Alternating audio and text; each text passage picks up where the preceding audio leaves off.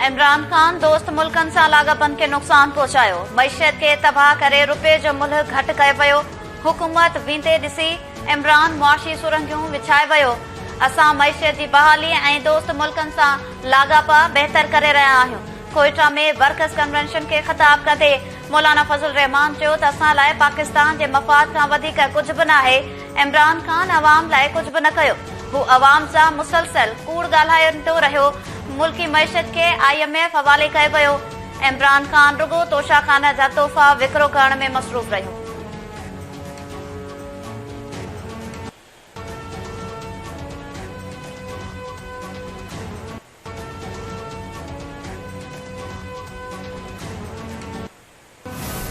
Hello जी जी वालेकुम सलाम। कैसे हैं आप? मैं ठीक हूँ मुर्शद, आप कैसी हैं? अल्लाह के शुक्र अल्हम्दुलिल्लाह। खान साहब की कुछ घड़ियां हैं, उन्होंने कहा है कि आपको भेजते हैं, आपको भेज दूं, वो आपके उनको बेच वगैरह दें क्योंकि वो उनकी यूज की नहीं है, तो वो चाहते हैं वो आप नहीं कर दें। जरूर मुर्शद, मैं कर दूंगा जी। अॻूणे वज़ीर आज़म ऐं PTI चेयरमैन इमरान खान जी घरवारी बुशरा बीबी ऐं ज़ुल्फी बुखारी जी मुबैना ऑडियो साम्हूं अची वई। बुशरा बीबी मुबैना ऑडियो में ज़ुल्फी बुखारी सां सलाम दुआ करण बाद घड़ियूं विकिरो करण जो चई रही आहे। ज़ुल्फी बुखारी बुशरा बीबी खे मुर्शिद थी मुखातिब थींदे चयो त ज़रूर मुर्शिद थी वेंदो। PTI पारां तोशाखाना जे घड़ियुनि जो ख़रीदार ॼाणायल दुकानदार बि साम्हूं अची वियो। मोहम्मद शफ़ीक तोशाखाना जूं घड़ियूं ख़रीद करण वारनि दावाउनि जी तरदीद करे छॾी। मोहम्मद शफ़ीक वीडियो बयान में चयो आहे त हुन अहिड़े क़िस्म जी का बि घड़ी ख़रीद नाहे कई। संदसि दुकान जे नाले वारी रसीद जाली आहे। हिन मामले बाद हू घणनि तकलीफ़ुनि खे मुंहुं ॾेई रहियो आहे।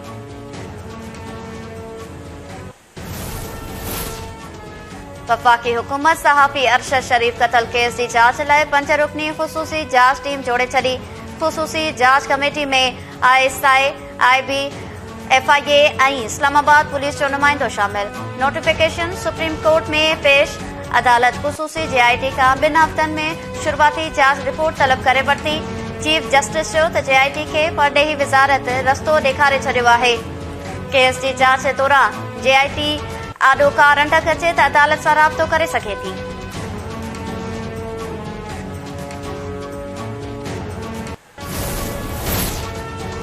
सहाफ़ी अरशद शरीफ क़तल केस बाबति परॾेही वज़ारत पंहिंजो जवाब सुप्रीम कोर्ट में जमा कराए छॾियो।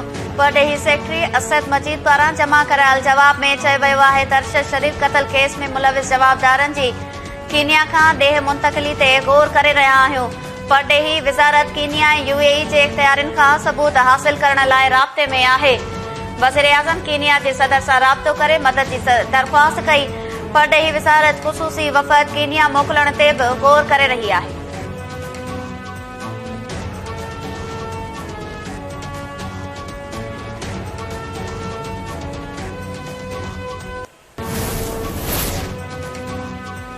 वज़ीर आज़म शहबाज शरीफ बोध मुतासिरनि लाइ तामीर कयल घरनि जो इफ़्तिताह करे छॾियो। इफ़्तिताही तक़रीब खे ख़िताब कंदे वज़ीर आज़म शहबाज शरीफ चयो त बोध जी तबाहीअ में बेघर थियल माण्हुनि लाइ घर ठहिराए ॾेई रहिया आहियूं। अलाह साईं जे करम सां बोध मुतासिरनि खे घर मुहैया करण शुरू करे छॾिया आहिनि। बरसातुनि ऐं बोध दौरान सिंध में सभ खां वधीक तबाही आई। बोध मुतासिरनि जी रिलीफ ऐं बहालीअ में दोस्त मुल्कनि मदद कई। चीन, अमेरिका, सऊदी, UAE ऐं तुर्किया समेत दोस्त मुल्कनि भरपूर मदद कई। संदन थोराइता आहियूं।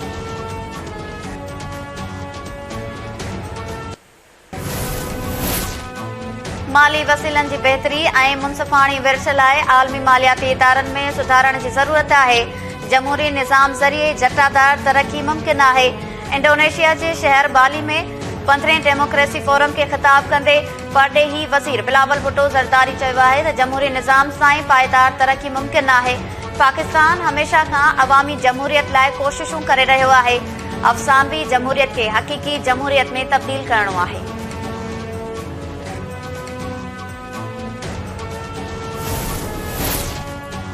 सिंध हुकूमत ऐं MQM विच में KMC लाइ नए एडमिनिस्ट्रेटर ते इत्तिफ़ाक़। मुर्तज़ा वहाब जी इस्तीफ़ा मंज़ूर। डॉक्टर सैफुर रहमान कराची जो नओं एडमिनिस्ट्रेटर मुक़रर। नोटिफिकेशन जारी। 20हें ग्रेड जो ऑफिसर डॉक्टर सैफुर रहमान MQM जो नामज़द थियल आहे। MQM मलीर, कोरंगी, ॾखण, वेस्ट ऐं ईस्ट कराची में एडमिनिस्ट्रेटर लाइ बि नाला ॾेई छॾिया। हतमी फ़ैसिलो सिंध हुकूमत कंदी।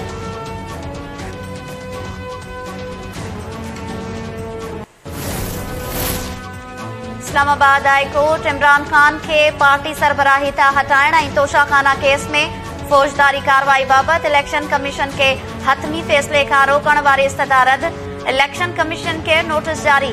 13 दिसंबर ते जवाब तलब। चीफ जस्टिस आमिर फारूक चयो आहे त अदालत जल्द कार्रवाई करे फ़ैसिलो ॿुधाईंदी। ऐवान सदर में chairman joint chief of staff committee ऐं आर्मी चीफ के एजाज़ ॾियण जी तकरीब। सदर Arif Alvi army chief general Asim Munir ऐं जनरल साहिर शमशाद के निशाने इम्तियाज़ मिलिट्री जे एजाज़ सां नवाज़ियो। तकरीब में वज़ीर आज़म शहबाज शरीफ, क़ौमी असेंबली जे स्पीकर, सेनेट चेयरमैन ऐं ॿियनि बि शिरकत कई।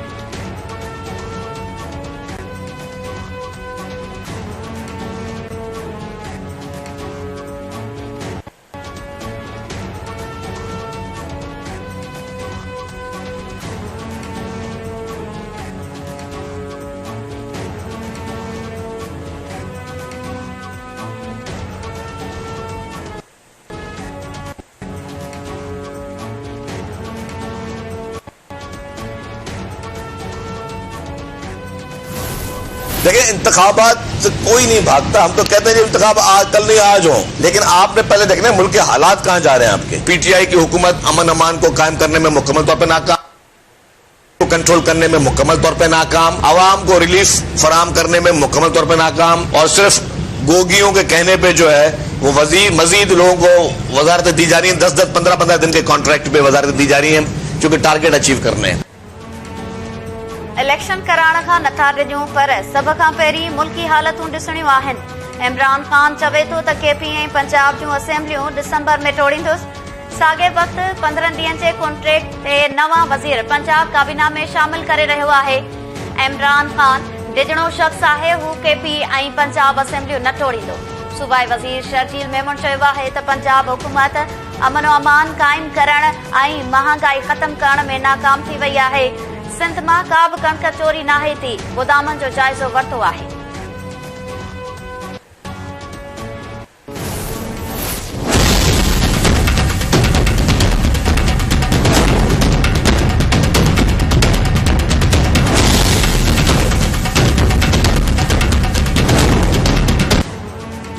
मोटरवे मेगा करप्शन केस जी नौशरो फिरोज में जांच लाइ जोड़ियल सिंध हुकूमत जी 3 रुकनी कमेटी जांच मुकम्मल करे रिपोर्ट चीफ सेक्रेटरी हवाले करे छॾी। नौशरो फिरोज में मोटरवे जी ज़मीन लाइ आयल रक़म में 3 अरब रुपया घोटालो थियण जो इंकशाफ। ज़रियनि मूजिब जांच टीम पारां रिपोर्ट में NHA ऐं सिंध बैंक खे बि मुलविस करार ॾिनो वियो। हिक रात में बैंक मां 70 करोड़ कैश थिया, 2.25 अरब रुपया 7 जाली मालिकनि खे जारी थिया। हिक खातेदार जे नाले केतिराई चेक जारी थिया। रहमतुल्लाह सोलंकी, असगर जतोई ऐं ज़मान शाह जो मेगा करप्शन में एजेंट तौर अहम किरदार रहियो। करप्शन केस में गिरफ़्तार मटियारी जो अॻूणो DC अदनान रशीद रिमांड ते जेल हवाले।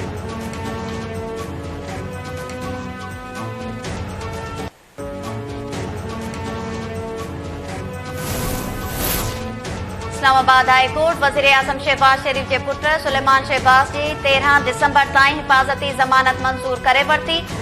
अदालत जो सुलेमान शहबाज के 13 दिसंबर ताईं लाॻापियल अदालत में सरेंडर करण जो हुकुम। वकील चयो आहे त सुलेमान शहबाज सऊदी खां 11 दिसंबर ते ॾेह वापसि अची वेंदो।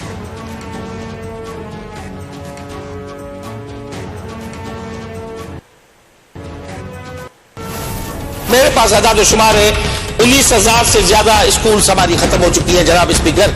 23 लाख बच्चे को बिठाने के लिए हमारे पास जगह नहीं है। 23 लाख बच्चों को हम कहां बिठाएंगे कि उसमें 7,500 स्कूल जो है से ज्यादा मुकम्मल तौर पे खत्म हो चुके हैं। अब मजीद हमारे ये सबसे बड़ा चैलेंज है कि हम 20,000 स्कूल कैसे बनाएंगे। मैं ये यहाँ से अपोजिशन से मैं कुछ नहीं करता, मैं ये 20,000 स्कूल्स के लिए अपोजिशन की कोई कमेटी बनाई जाए। 15 अरब उनको देते हैं जो हमारे ADP के गए, आप मुझे कितने स्कूल बना के दे सकते हो, इसमें से मुझे खुदा का वास्ता स्कूल बना के दे दें। इस वक्त नीड ये है कि हमें 37,000 टेंट्स चाहिए, जो हम उसी स्कूल के अहाते में कहीं लगा के हम 2-3 साल जो है बच्चों को उसमें कंटिन्यू करें। सिंध में बोर्ड सबब 19,000 खां वधीक स्कूल तबाह थिया। 23 लख ॿारनि जी तालीम मुतासिर थी आहे। 2,000 स्कूल भी तामीर नथा कराए सघूं। 18,000 स्कूलनि जूं इमारतूं ठहिराइण त वॾो चैलेंज आहे। कुझु सालनि ताईं तंबुनि में स्कूल हलाइणा पवंदा, जंहिं लाइ 37,000 टेंट घुर्जनि, जिते 3 सालनि ताईं ॿारनि खे पढ़ाए सघिजे। तालीम खाते जे वज़ीर सरदार शाह सिंध असेंबली में ॻाल्हाईंदे चयो आहे त गैरपाल स्कूल बंदि करे उन्हनि जो अंग 40,000 ताईं पहुचायो आहे, जिन मां 19,000 खां वधीक इमारतूं तबाह थी वयूं आहिनि। तबाह थियल स्कूलनि जूं इमारतूं न ठहियूं त तालीम जो वॾो नुक़सान थींदो। सिंध असेंबली में सूबे में पियल बरसात ऐं ॿोॾ सबबि थियल नुक़साननि ते बहस। अपोज़िशन मेंबर्स जी सिंध हुकूमत ते तनक़ीद। सूबाई वज़ीर सईद गनी चयो आहे त इमरान पाकिस्तानी सियासत जो माज़ी थी वियो आहे। मुल्की मईशत खे तबाह कंदड़ कहिड़े मुंहं सां तनक़ीद करे रहिया आहिनि।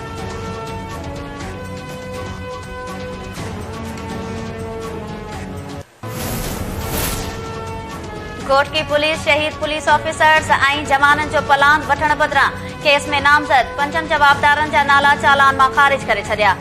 कोट की पुलिस जवाननि जे क़तल केस में नामज़द जवाबदार गोज़बख्श शर, इस्माइल शर, राणो शर, इम्तियाज़ शर ऐं हाजी शर खे बेॾोही करार ॾींदे केस मां नाला कढी छॾिया।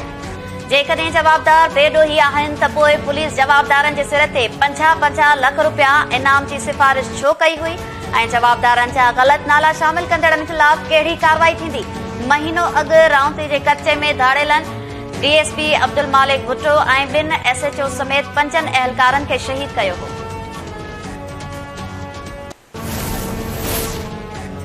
सिंध हाई कोर्ट कंटेनर्स खे मुक़रर रस्तनि ऐं वक़्त खां अॻु रोड ते हलाइण खां रोकण जो हुकुम ॾेई छॾियो। जस्टिस नसीम अख्तर रिमार्क्स ॾींदे चयो आहे त कराची में झंग जो कानून आहे। फैंसी नंबर प्लेट्स ख़िलाफ़ का बि कार्रवाई न पई कई वञे। MNA हुजे या MPA कंहिंजे बि दॿाउ में न अचो। मुक़रर थियल वक़्त खां सवाइ हैवी ट्रैफ़िक रस्तनि ते न हलणु घुर्जे। हैवी ट्रैफ़िक सबबि शागिर्द तालीमी इदारनि नौकरी कंदड़ वक़्त ते ऑफिस नथा पहुचनि।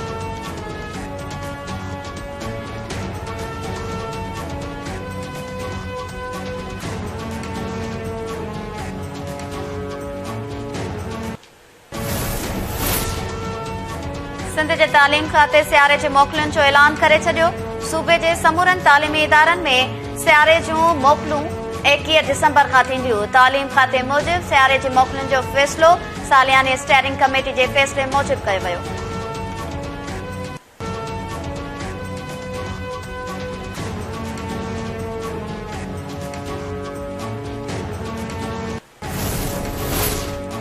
सिंध जे मुख़्तलिफ़ शहरनि में ज़रई भाण जे हथ रादो खोट ब्लैक ते विकिरो थियण लॻो। सिंधड़ी ऐं मीरपुर माथेलो में यूरिया भाण जे डीलर्स 2150 वारी बोरी 2900 में विकिरो थियण लॻी। मीरपुर माथेलो में JUI पारां DC घोटकी जे ऑफिस आॾो मुज़ाहिरो। ब्लैक ते भाण विकिरो कंदड़नि ख़िलाफ़ कार्रवाईअ जो मुतालबो।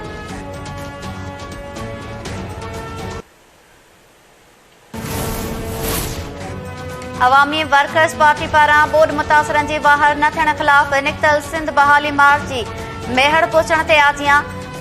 पैदल मार्च मेहड़ खां गाजी ख्वाबड़ रवानो। मेहड़ में सिंधी अदबी संघ जे सेक्रेटरी जनरल ताज जोयो बि शरीक थियो। मार्च में शरीक माण्हुनि जे हथनि में ॿोॾ मुतासिरनि जी बहाली ऐं माहौलियाती तबाही बाबति प्ले कार्ड हुआ। तहरीक में सिंध हुकूमत पारां शागिर्दनि लाइ मोकिलियल किताब ग़रीब शागिर्दनि खे मिलण बदिरां काबाड़ में विकिरो थियण लॻा। पुलिस जो काबाड़ी जी दुकान ते छापो। हज़ारें दर्सी किताब हथ। काबाड़ी जी दुकान जो मालिक आसिफ मलिक गिरफ़्तार। तालीम खाते ज़िम्मेवार अमलदारनि ख़िलाफ़ कार्रवाई न कई। ऐं रूसी सदर व्लादिमीर पुतिन एटमी जंग जो ख़दशो ज़ाहिर करे छॾियो। व्लादिमीर पुतिन चयो आहे त एटमी जंग जो ख़तरो वधी रहियो आहे। असां चरिया न आहियूं। ख़बर आहे त एटमी हथियार छा थींदा आहिनि। मास्को एटमी हथियार पहिरीं इस्तेमाल न कंदो। रूस ते हमिलो थियो त एटमी हथियारनि जे इस्तेमाल में देर न कंदासीं। यूक्रेन जी जंग डिघी थी सघे थी। अमेरिका रूसी सदर जे बयाननि खे ख़तरनाक करार ॾेई छॾियो। नेट प्राइस चयो आहे त एटमी जंग बाबति गैर ज़िम्मेवारनि बयाननि खां पासो कयो वञे।